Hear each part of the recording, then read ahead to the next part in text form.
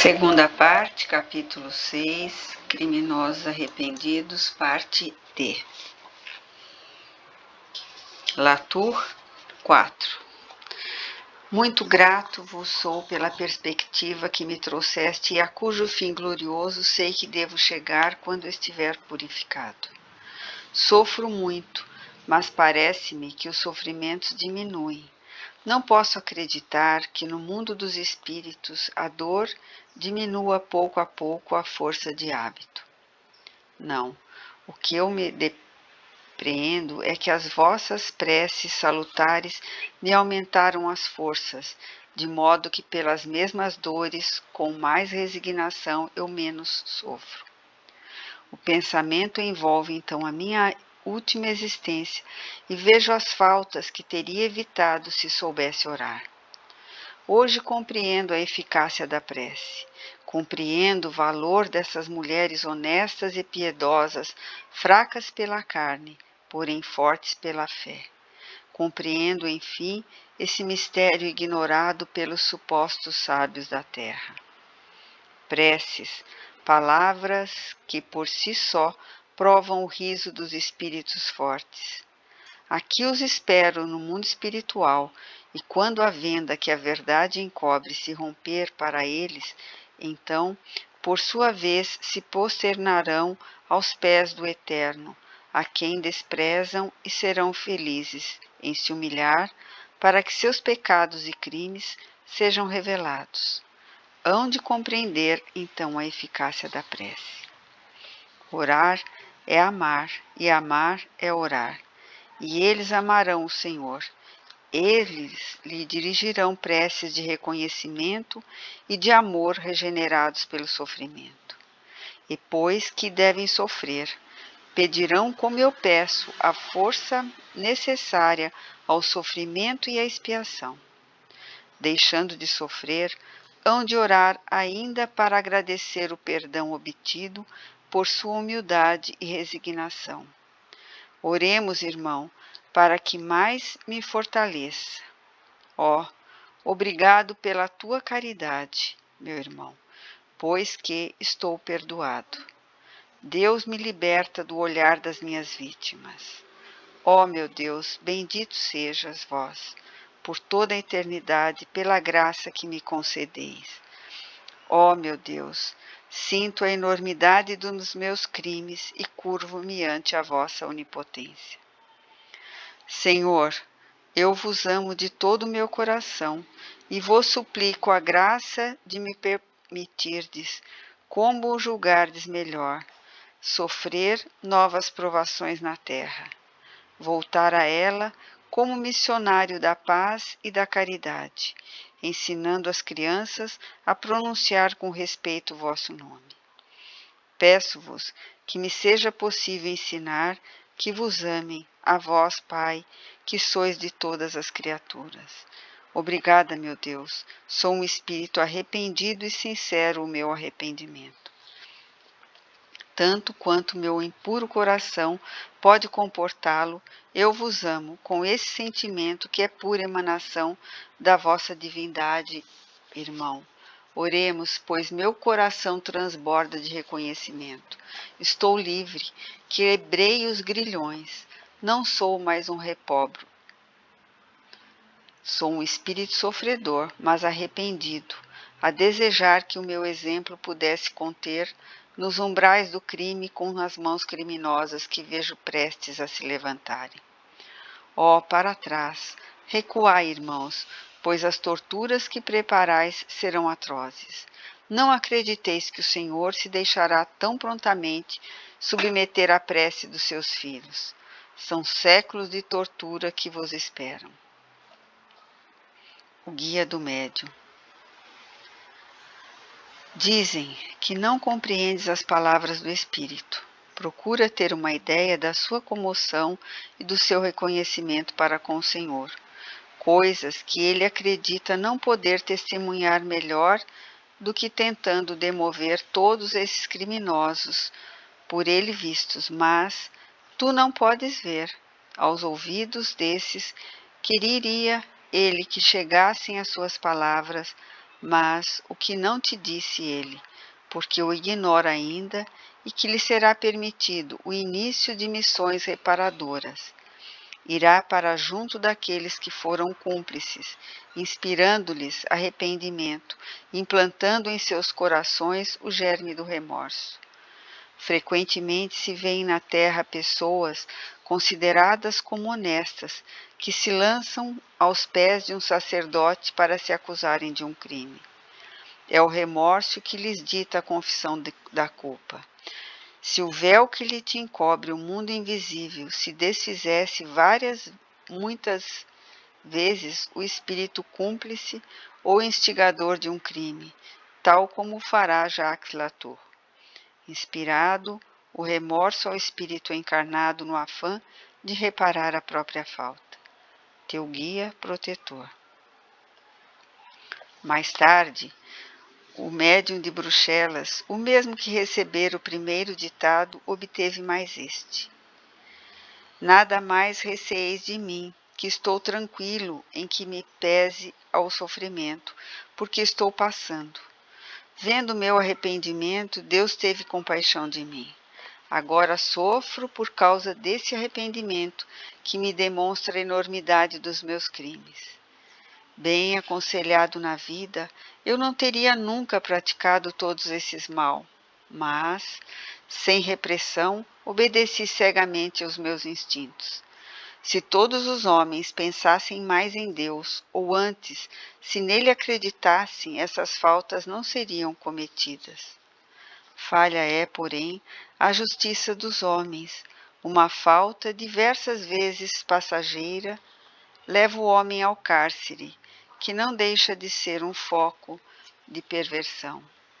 Daí sai ele completamente corrompido pelos seus maus exemplos e conselhos.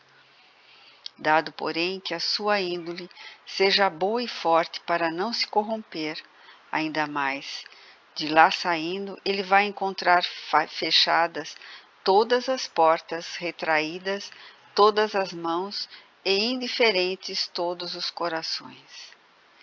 Que lhe resta, pois?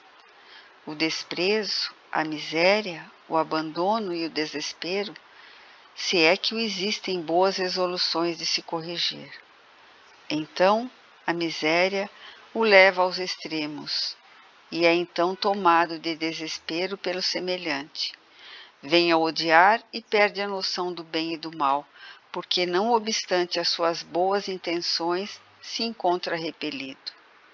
Para angariar o necessário, rouba, mata às vezes e depois o executam. Meu Deus, ao ser presa novamente nas minhas alucinações, sinto que a vossa mão se estende sobre mim. Sinto que a vossa bondade me envolve e protege.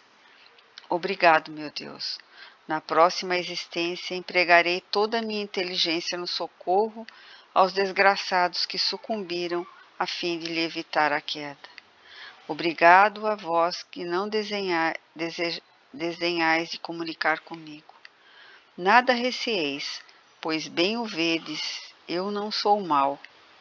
Quando pensardes em mim, não vos figureis o meu retrato pelo que de mim vistes, mas o de uma alma angustiada que agradece a vossa indulgência.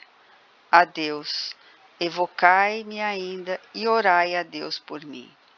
Latour. Estudo sobre o espírito de Jacques Latour. Não se pode desconhecer a profundeza e a alta significação de algumas das frases encerradas nessa comunicação. Além disso, ela oferece um dos aspectos do mundo dos espíritos em castigo, pairando que ainda assim sobre ele a misericórdia divina. A alegoria mitológica das Eumenides não é tão ridícula como parece, e os demônios carrascos oficiais do mundo invisível, que a substituem perante as modernas crenças, são menos racionais que seus cornos e enforcados, do que essas vítimas que se servem elas próprias do castigo do culpado. Admitindo-se a identidade desse espírito, talvez se estranhe tão pronta mudança do seu moral. É o caso da ponderação já feita de que pode um espírito brutalmente mau ter em si melhores predicados do que o dominado pelo orgulho ou pela hipocrisia. Esta mudança para sentimentos mais benéficos indica uma natureza mais selvagem que perversa, a qual apenas faltava da boa direção. Comparando esta linguagem com a de outro espírito, adiante mencionada sob o epígrafe Castigo pela Luz, é fácil concluir qual dos dois seja mais adiantado moralmente, apesar da disparidade de instrução e hierarquia social, obedecendo um ao natural instinto de ferocidade, a uma espécie de superexcitação, ao passo que outro empresta a perpetração dos seus crimes, a calma e sangue frio inerentes às lentas e obstinadas combinações, afrontando, ainda depois de morto, o castigo por orgulho.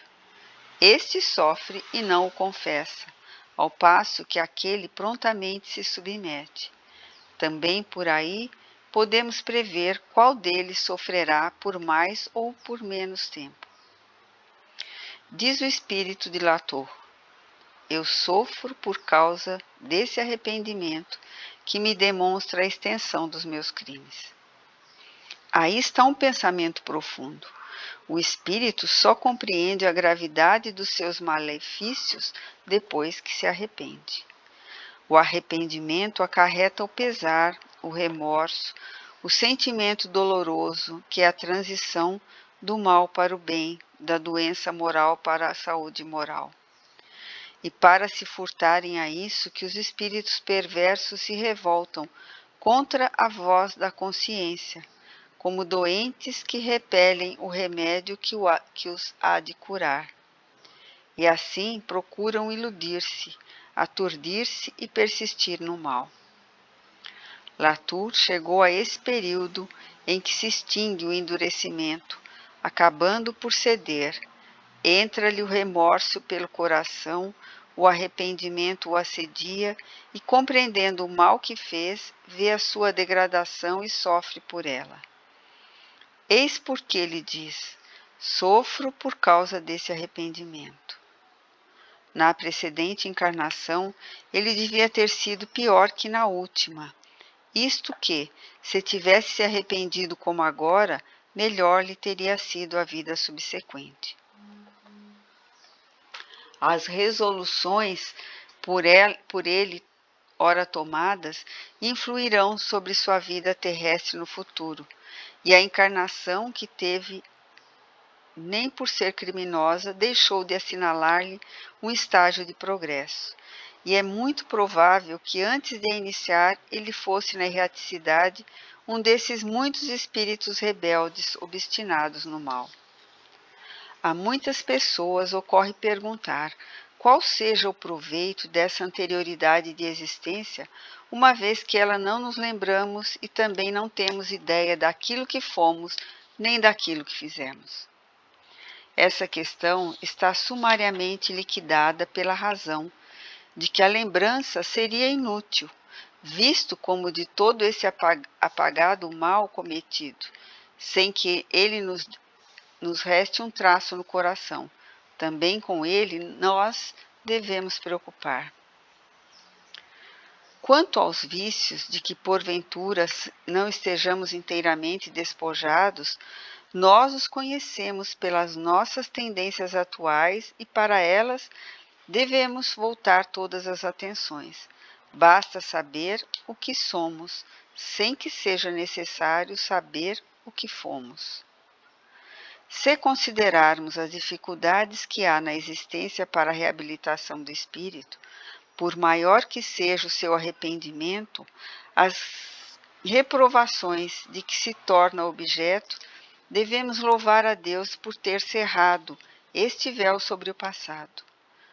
Condenado a tempo ou absolvido que fosse, os antecessores de Latour o tornariam um enjeitado da sociedade. apesar do seu arrependimento, quem o acolheria com intimidade? Entretanto, as intenções que ora patenteia como espírito nos dão a esperança de que venha a ser na próxima encarnação um homem honesto e estimado.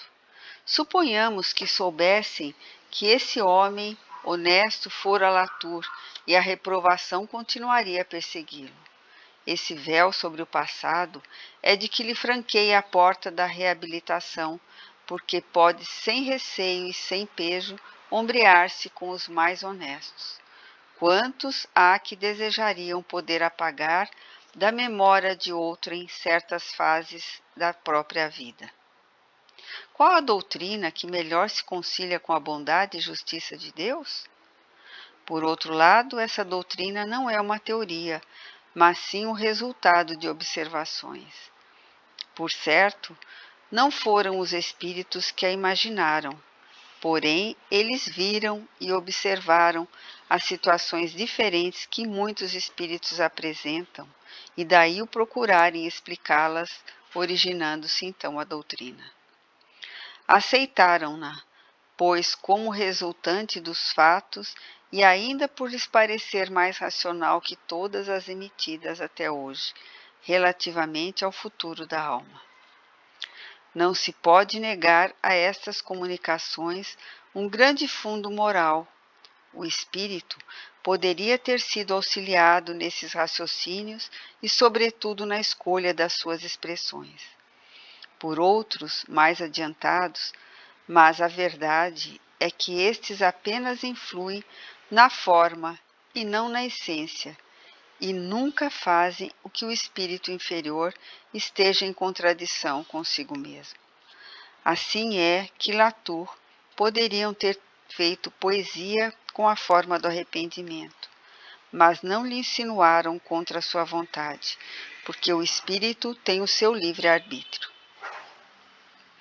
Em Latour, lobrigaram o cintilar dos bons sentimentos e por isso o auxiliaram na expressão, contribuindo assim para desenvolvê-lo ao mesmo tempo em que seu favor imploravam comiseração.